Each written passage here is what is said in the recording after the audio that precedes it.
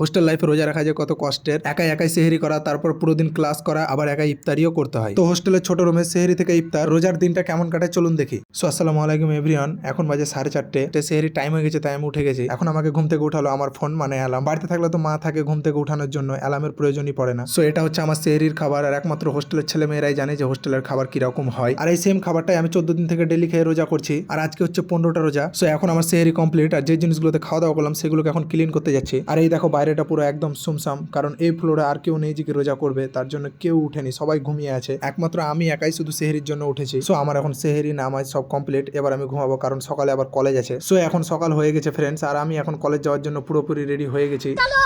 আর বলতে না বলতে আমি এখন কলেজ চলে এসেছি। আর এই দেখো অনেকেই চলে এসেছে, আমারই লেট হয়ে গেল। আর আজকে আছে আমার এক্সাম, তাই কলেজে এসেছি। যদি এক্সাম না থাকতো তাহলে কলেজে আসতামই না। আর এগুলো হচ্ছে আমার সব ক্লাসমেট, আর এই যে দেখতে পাচ্ছ একজন গেম খেলছে, কেউ পড়ছে, আবার এদিকে ক্লাসরুমে টিচার এক্সামও নিচ্ছে। বন্ধু এদিকে আমার ফলোয়ার থেকে হাই হ্যালো করে দাও। জয় হিন্দ দোস্ত।